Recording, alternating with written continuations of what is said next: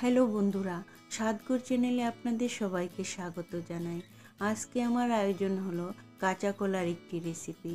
এই কাঁচা কলায় বিশেষ করে প্রচুর পরিমাণে আয়রন পাওয়া যায়।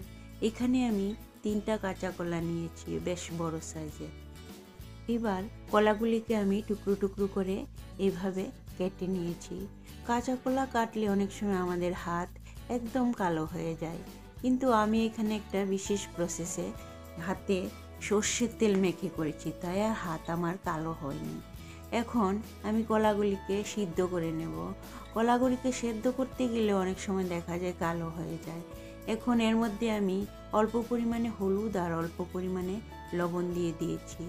এখন আর কলাটা কালো দেখাবে না। কলাগুলি সেদ্ধ হয়ে গেছে, এখন আমি নামিয়ে নেব। অন্যদিকে একটা আমি চুলায় কড়াই বসিয়ে দিয়েছি।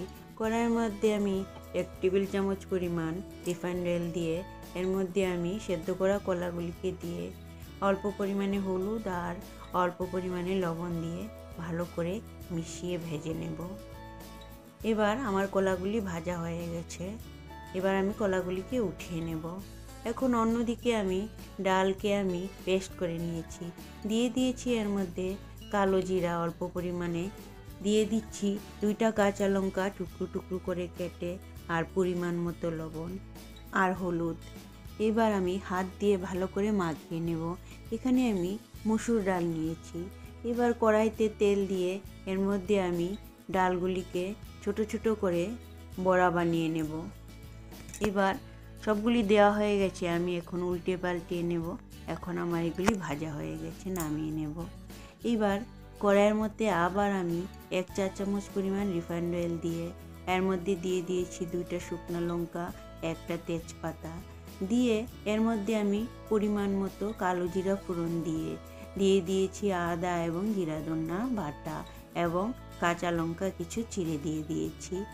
এখন আমি ভালো করে মশলাটাকে ভেজে এর মধ্যে আমি আলুগুলি আগেই ভেজে রেখেছিলাম, বলতে ভুলে গেছি। আলু আর কাঁচা কলাগুলি দিয়ে মশলাটার সঙ্গে ভালো করে মিশিয়ে নেব। মেশানো হয়ে গেছে, এখন আমি এর মধ্যে পরিমাণ মতো ঝোল দিয়ে দিব। আমি এখানে 1.5 গ্লাস পরিমাণ ঝোল দিয়ে দিয়েছি, কারণ রান্না হয়ে জলটা শুকিয়ে যাবে। দিয়ে দিয়েছি আমি এখানে 1/2 চা চামচ পরিমাণ লাল মরিচের গুঁড়া। এবার মিনিট 10 রান্না হওয়ার পর আমি দিয়ে দিয়েছি ডালের বড়াগুলি। এবার একটা ঢাকনা দিয়ে আমি ঢেকে দেব 5 মিনিট রান্না হওয়ার জন্য। 5 মিনিট হয়ে গেছে, এখন আমি এর মধ্যে দিয়ে দিয়েছি চিনি আর দিয়ে দিয়েছি গরম মশলার গুঁড়া আর দিয়েছি ধনেপাতা কুচি। এবার ভালো করে নাড়াচাড়া করে মিশিয়ে নিলেই আমার রান্না একদম কমপ্লিট। বন্ধুরা, কাঁচা কলা আমাদের সারা দিনের এনার্জি যোগায়। কাঁচা কলা খেলে আমাদের ফ্যাটও কমে যায়, তাছাড়া শক্তি যোগায়। আয়রন তো আছে বটেই। বন্ধুরা, তাহলে আপনারা এই কাঁচা কলা রেসিপিটা একদিন হলেও রান্না করে খাবেন। আর আমার এই ভিডিওটা যদি আপনাদের ভালো লেগে থাকে তাহলে প্লিজ আমার ভিডিওটাকে একটা লাইক দেবেন আর কমেন্ট করে আমাকে নিশ্চয়ই জানাবেন। আর আমার চ্যানেলটাকে সাবস্ক্রাইব করে আমার পাশে থাকবেন আমার নিত্য নতুন ভিডিও দেখার জন্য।